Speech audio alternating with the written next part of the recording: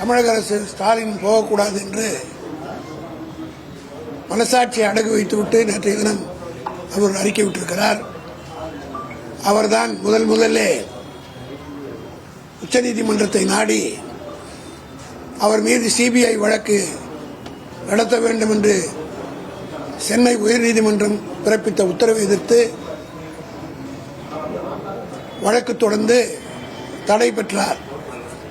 அந்த வழக்கு நடைபெற்றது 2022 விசாரணைக்கு வருகிற போது திராவிட முன்னேற்ற கழகத்தின் சார்பில் அந்த வழக்கை தொடர்ந்த நானே சிபிஐ விசாரணை தேவையில்லை என்று எடப்பாடி கேட்டதற்கு ஆட்சேபனை இல்லை என்று நாங்கள் சொன்னோம். காரணம் என்னவென்று கேட்டால் சிபிஐ வேண்டும் என்று நாங்கள் எந்த காலத்திலும் கேட்டது கிடையாது என்று சொன்னால் அதற்கு பல காரணங்கள் உண்டு. நீங்கள் எல்லாம் மறந்திருக்கக்கூடும். 2016ஆம் ஆண்டு தமிழ்நாட்டிலே திருப்பூருக்கு அருகில் தேர்தல் நேரத்தில் 570 கோடி ரூபாய் கண்டெய்னர் லாரியிலே பிடிபட்டது. அப்பொழுது அதிமுக தான் ஆட்சியில் இருந்தது. மறைந்த அம்மையார் ஜெயலலிதா ஆட்சியில் இருந்தார்கள். அந்த 570 கோடி ரூபாய் கட்டுக்கட்டான நோட்டுகள் தேர்தல் அதிகாரிகள் கைப்பற்றி கண்டெய்னர் லாரியிலே வந்தது. அது எங்கிருந்து வந்தது? கோவை மாவட்டத்திலே இருந்து திருப்பூரிலே நடு ரோட்டிலே கைப்பற்றுகிறார்கள். 570 கோடி, 1 ரூபாய் 2 ரூபாய் இல்லை, 570 கோடி. இது சம்பந்தமாக சென்னை உயர்நீதிமன்றத்தில் வழக்கு தொடர்ந்தோம் திராவிட முன்னேற்ற சார்பில். அந்த வழக்கில் சிபிஐ விசாரணை நடத்த வேண்டும் என்று 2017-18 உத்தரவு போடப்பட்டது. இன்றைக்கு 2024 இருக்கிறோம். உங்களை எல்லாம் நான் கேட்கிறேன், சிபிஐ இதுவரையில் அந்த வழக்கை பற்றி ஏதேனும் வழக்கை துவக்கி இருக்கிறதா, விசாரணை நடத்தி இருக்கிறதா என்பதை அவர்கள் கூர்ந்து நீங்கள் தான் சம்பந்தப்பட்டவர்களையும் கேட்டு நாட்டு மக்களுக்கு தெரிவிக்க வேண்டும். ஏனென்றால் சிபிஐ எப்படிப்பட்ட விசாரணை செய்யும் என்பதற்கு இதைவிட எதிர்காட்டு தேவையில்லை. 1 ரூபாய் 2 ரூபாயில் 570 கோடி. இதுவரையிலே அந்த பணம் யாருக்கு சொந்தம், யாருடைய பணம் என்று கண்டுபிடித்து நாட்டு மக்களுக்கு சிபிஐ சொல்லவில்லை. அதற்குரிய எந்த நடவடிக்கையும் எடுக்கவில்லை. இதுதான் சிபிஐனுடைய இன்வெஸ்டிகேஷன். அதை பற்றி எங்களுக்கு கவலை இல்லை. ஆனால் எடப்பாடி அவர்கள் கேட்பதைப் போல உச்சநீதிமன்றத்திற்கு நாங்கள் போக வேண்டிய அவசியம் இல்லை என்றாலும் கூட கள்ளக்குறிச்சி சம்பவத்தில் உடனடியாக முதலமைச்சர் அவர்கள் நடவடிக்கை துரிதமாக எடுத்து ஏறத்தாழ 57 மருத்துவர்களை அனுப்பி செங்கற்பட்டு, சேலம், காஞ்சிபுரம் போன்ற பல மருத்துவமனைகளிலிருந்து டாக்டர்களையும் அனுப்பி, அதோடு மட்டுமல்ல கலெக்டர் மாற்றப்பட்டார், எஸ்பி சஸ்பெண்ட் செய்யப்பட்டார், சம்பந்தப்பட்ட குற்றவாளிகள் உடனடியாக கைது செய்யப்பட்டார்கள். ஆக எல்லா விதமான நடவடிக்கையும் அரசு மேற்கொண்டது. நேற்றைக்கு தீர்ப்பிலே கூட அந்த தீர்ப்பை பற்றி நான் ஒன்றும் கருத்து சொல்ல விரும்பவில்லை. ஆனால் எடப்பாடி அவர்கள் யோகியரை போல அப்பீல் போகக்கூடாது, சிபிஐ விசாரணைக்கு தயாராக நான் கேட்கிறேன். இவர் தானே முதலில் ஓடினார். இவருடைய ஆட்சி சட்டம் ஒழுங்கு கெட்டுவிட்டது என்று இன்றைக்கு பேசுகிறார். இவருடைய ஆட்சியில் ஒரு வழக்கறிஞர் கொலை செய்யப்பட்டார் என்ற சம்பவத்தை வைத்துக் கொண்டு சட்டம் ஒழுங்கே கெட்டுவிட்டது என்று சொல்கிறார். இவர்கள் ஆட்சியில் நடக்கவில்லையா? இதே சென்னையிலே ஒரு மத்திய அமைச்சராக இருந்த தலித் எழுநரை அவருடைய மருமகனே கொலை செய்யப்பட்டார். அந்த வழக்கில் நேற்றைய 2 நாட்களுக்கு முன்பு தான் தீர்ப்பு கூட வந்தது. நீங்கள் எல்லாம் ஊடகங்களை வெளியிட்டிருக்கிறீர்கள். அது யாருடைய ஆட்சியில் நடந்தது? ஆக தனிப்பட்ட கொலைகள் நடப்பதற்கும் சட்டம் ஒழுங்குக்கும் சம்மதமில்லை என்பதை முதலமைச்சராக இருந்தவர் எடப்பாடி புரிந்து கொள்ள வேண்டும். இப்பொழுது அங்கே ஒசூரிலே வழக்கறிஞர் கொலை செய்யப்பட்டது கூட தனிப்பட்ட விவகாரம், காதல் விவகாரம். உடனடியாக சம்பந்தப்பட்ட கொலை செய்தவரும் கைது செய்யப்பட்டிருக்கிறார். அதேபோல தஞ்சாவூரிலே ஒரு ஆசிரியை கொலை செய்யப்பட்டதை எடப்பாடி சொல்கிறார். அதுவும் தனிப்பட்ட தகராறு. அதாவது சட்டம் ஒழுங்கு என்பது என்ன என்பதை முதலிலே எடப்பாடி புரிந்து கொள்ள வேண்டும். தூத்துக்குடியில் நடைபெற்றது சட்டம் ஒழுங்கு பிரச்சனை. 13 பேரை சுட்டுக் கொன்றது எடப்பாடி. அது என்ன சொன்னார்? நான் டிவியிலே பார்த்து தான் தெரிந்து கொண்டேன் என்று சொன்னவர் தானே எடப்பாடி. அதே போல இவருடைய தலைவி இதய தெய்வம் என்று சொல்கிறார்கள். அம்மா அம்மா என்று மூச்சுக்கு 32 தடவை சொல்லுகிற இவருடைய அம்மா கடைசி காலத்தில் வாழ்ந்தது கொடைநாட்டில் தான். ஏறத்தாழ 3 ஆண்டு காலம் அவர்கள் முதலமைச்சராக இருந்தபோதே கொடைநாட்டில் இருந்து தான் இங்கே கவர்மெண்டே நடத்தி கொண்டிருந்தார். இதெல்லாம் நாட்டு மக்கள் மறந்திருக்க மாட்டார்கள்.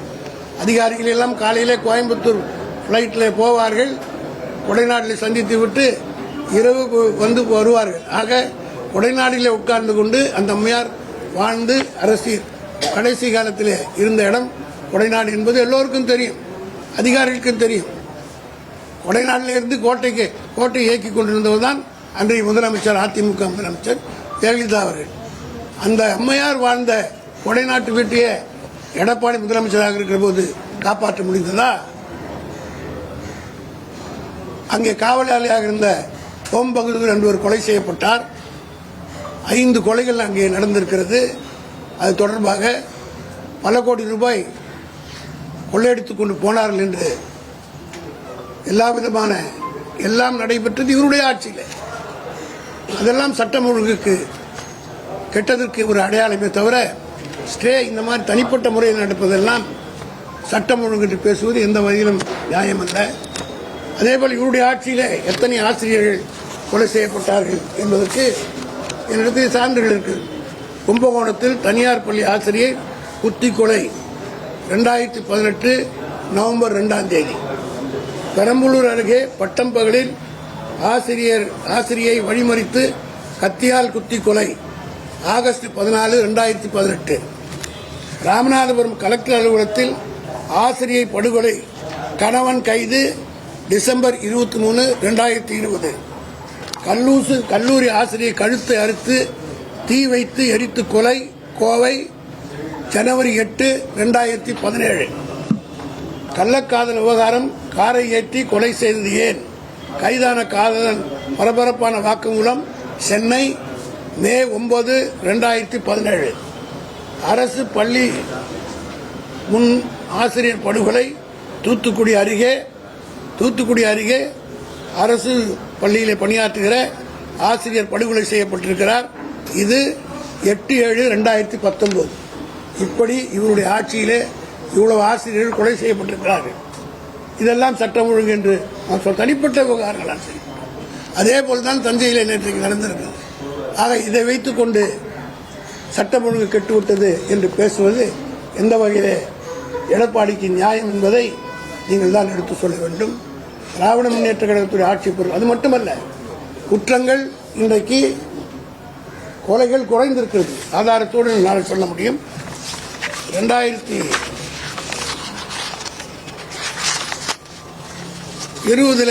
இவர் ஆட்சியில் இருக்கிற போது 1672 கொலைகள் நடந்திருக்கிறது. ஆனால் இப்பொழுது அந்த ரிப்போர்ட் கடைசியாக ஜூன் மாதம் 30ஆம் தேதி வரை எத்தனை கொலைகள் நடந்திருக்கிறது என்றால் 792 கொலைகள்.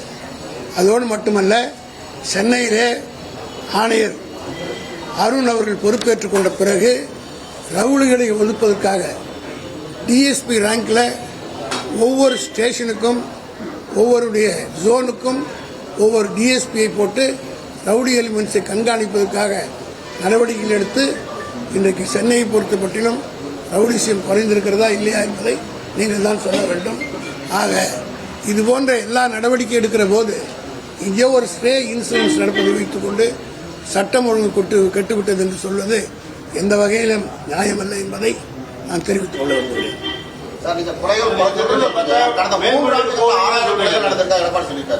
அதுதான் ஆதாரத்தோடு சொல்லியிருக்கேன்.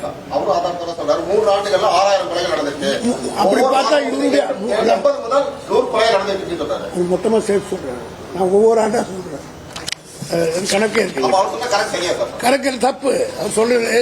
கடைசி ஒவ்வொரு வருஷமா அப்படின்னா அவர் கொலையிலன்னு பார்த்தா 1 லட்சம் கொலை நடந்திருக்கு அவருடைய ஆட்சியில. அதிமுக ஆட்சியில ஜெயலலிதா ஆட்சியில இருந்து அவங்க ஆட்சி விட்டு இறங்குற வரையில எடுத்து பார்த்தா 1 லட்சம் கொலைன்னு நான் சொல்றேன். நான் ஆதாரத்தோடு சொல்லியிருக்கேன். முதல்ல எல்லாத்தையும் காட்டியிருக்கேன். அவர் கடைசியா 2020 1672. இன்று கணக்கு கொடுக்கப்பட்டது ஜூன் மாதம் 30ஆம் தேதி வரை 792 கொலைகள் தான் நடந்திருக்கு. அது மட்டும் இல்ல 2023-24 1500 அவரோட 100 குறைஞ்சிருக்கு. இப்போ 792 தான் நடந்திருக்கிறது. ஆக குறைந்து கொண்டு வருகிறது ரவுடிசத்துக்கு. அது இவ்வளவு பேசுகிறார்களே. இந்த கள்ளக்குறிச்சி விவகாரத்துக்கு பிறகுதான் விக்கிரவாண்டி தேர்தல் நடந்தது. விக்கிரவாண்டி தேர்தலுக்கு முன்னால் கள்ளக்குறிச்சி பிரச்சனை மட்டுமல்ல, ஒரு வாரத்துக்கு முன்னால் தமிழகத்தையே உருக்கக்கூடிய ஒரு கொலை நடந்தது, ஆம்ஸ்ட்ராங் கொலை. அதை வைத்து பூதாகரமாக பேசினார். அந்த கொலை வழக்கு எப்படி என்ன இன்வெஸ்டிகேஷன் ஆகி இருக்கிறது என்றது உங்களுக்கு எல்லாரும் தெரியும். பட்டவர்த்தமாக வெளிவந்தது. இப்போ யாரும் அதை பற்றி பேசுவதே கிடையாது. இந்த 2 பிரச்சனை வைத்து தான் விக்கிரவாண்டி தேர்தலில் பிரச்சாரம் செய்தார். அதிலும் தேர்தலுக்கு 2 நாளைக்கு முன்னாடி தான் இந்த ஆம்ஸ்ட்ராங் கொலையே நடந்தது. அப்படி இருந்தும் விக்கிரவாண்டியில் திராவிட முன்னேற்ற கழகம் வெற்றி பெற்றிருக்கிறது. ஆக மக்கள் சரியாக இருக்கிறார்கள். மக்கள் மத்தியிலே தவறான கருத்தை பரப்ப வேண்டும் என்பதற்காக முட்டி போட்டு எதோ பல கர்ணங்கள் அடித்து எடப்பாடி செய்து பார்க்கிறார். நிச்சயமாக அது எடுபடாது. தளபதிக்கு இன்றைக்கு இப்போது கூட ஒரு கருத்து கணிப்பு எடுத்திருக்கிறார்கள்.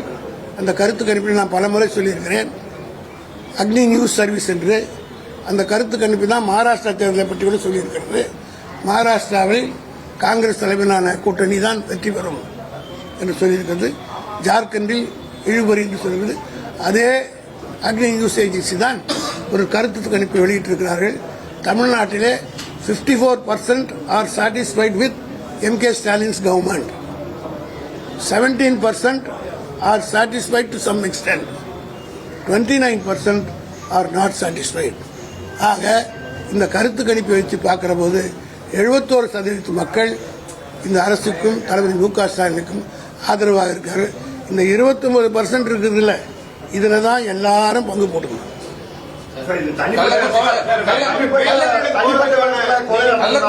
அந்த கொலை நடந்த இடத்த பாத்தீங்கன்னா இப்போ ஒரு பள்ளியா இருக்குது, ஒரு நீதிமன்ற வளாகமா இருக்குது, இந்த மருத்துவமனை தாக்கப்படும் மருத்துவமனை உள்ளே நடத்துறாங்க. இது போன்ற சம்பவங்கள் இது எல்லாமே பள்ளிக்கூடம் இந்த சம்பவத்தை அட்வொகேட் பண்ண நடக்கணும் நியாயம் சொல்லல. அதற்காக வருந்துகிறோம். நடந்திருக்கிறது உள்ளபடியே வருத்தத்துக்குரிய ஒன்றுதான். ஆனால் அதை பேசுகிற யோகிதை எடப்பாடி கிடையாது. அதுதான் மாறலி. அதாவது அந்த சம்பவத்தை நாங்கள் அதை ஊக்குவிக்கல, அதை நியாயப்படுத்தல. அதற்காக கண்டிக்கிறோம். அதற்குரிய எல்லா நடவடிக்கை எடுத்தோம்.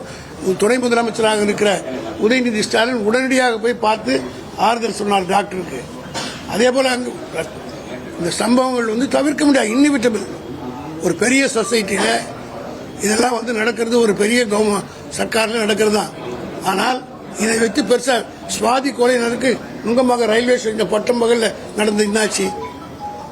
அதில் கைது செய்யப்பட்ட அந்த நபர் ஜெயிலில் செத்தார, இவங்க ஆட்சியில் தான் நடந்தது. இப்படி நீங்க டிக் பண்ணீங்களா ஒன்னொன்னா வந்துகிட்டே இருக்கும். அதனால ஒரு இன்சிடென்ட்டை வச்சு அதற்கு லா அண்ட் ஆர்டர் கனெக்ட் பண்ணக்கூடாது. நீங்க ரொம்ப ரேஷனல் கொஸ்டின் கேட்டீங்க. சுவாதி கொலை எங்க நடந்தது? ரயில்வே ஸ்டேஷன், நுங்கம்பாக்கம் ரயில்வே ஸ்டேஷன்ல. அந்த பையன் கைது செய்யப்பட்டான், அவன் ஜெயிலில் செத்தான். ஜெயிலில் உங்க கஸ்டடி, லா அண்ட் ஆர்டர் உங்க கையில் எல்லாம் இருந்து என்னாச்சு? ஏன் மறைச்சிங்க? பொள்ளாச்சியில் என்னாச்சு? பொள்ளாச்சியில் பாலியல் நிகழ்ச்சி எவ்வளவு கேவலமானது. அந்த குழந்தைகளை கொண்டு போய் படத்தை எடுத்து காட்டி அண்ணா என்னை விட்டு விடுங்கன்னு கதறுது. அந்த கதற காட்சி எல்லாம் எடப்பாடி ஆட்சியில் நடந்ததா இல்லையா? அதான் லா அண்ட் ஆர்டர். நீங்க கேட்டதுக்காக நான் சொல்றேன். பொள்ளாச்சியில என்ன நடந்தது? அந்த குழந்தைகளை பள்ளிக்கூட பெண்களை எல்லாம் போட்டோ எடுத்து போட்டு காட்டி பிளாக்மெயில் பண்ணி நடந்ததெல்லாம் இவருடைய ஆட்சி காலத்தில் தானே. அதுக்கு அண்ணா என்ன விட்டுருங்கன்னு கதறுது அந்த குழந்தைங்க. நடந்ததா இல்லையா அவங்க ஆட்சி? ஆட்சி ஆட்சி மாற்றத்துக்கு பிறகு மாற்றம் ஏற்பட்டிருக்குதா இல்லையான்றதான் நான் சொல்லியிருக்கேன். சரி, இப்போ அவர் எடப்பாடி பழனிசாமி மட்டும் எல்லாமே ஒரு குற்றச்சாட்டு இருக்காங்க. அது இல்லாம இப்ப வக்கீல்கள் அதே மாதிரி ஆசிரியர்கள் தனி சட்டம் வேணும்னு வர்றாங்க. இப்போ உங்களுடைய நடவடிக்கை என்னவா இருக்கு? நீங்க வந்து என்ன நடவடிக்கை உடனடியாக எடுத்திருக்கிறது. எல்லா விதமான நடவடிக்கையும் மேற்கொண்டிருக்கிறோம். அதுக்கு பல சாட்சிகளை நான் சொல்லியிருக்கிறேன். அதான் நான் சொல்லிட்டேன், ஆரம்பத்திலே சொல்லிட்டேன், இந்த சம்பவங்கள் எல்லாம் வருத்தப்பட வேண்டிய ஒன்று, தவிர்க்கப்பட வேண்டிய ஒன்று, விரும்பத்தகாத நிகழ்ச்சி தான் நடந்து விட்டது. அதற்காக அரசு நடவடிக்கை எடுத்திருக்கிறது. திமுக அதிமுக குறை கூறுறதும் அதிமுக திமுக குறை கூறுறதும் நடக்குதே தவிர நாட்டுக்கு இன்னொருமே நல்லது செய்யலன்னு உயர்நீதிமன்றம் ஒரு கண்டனம். அதே நீதிமன்றம் எங்களை பல முறை பாராட்டியிருக்கு. பாராட்டியும் இருக்கிறது. சில நீதிபதி இப்படி சொல்லி இருக்கிறாங்க. அதனால நீதிபதி கருத்துக்களை நான் பதில் சொல்லுவேன்.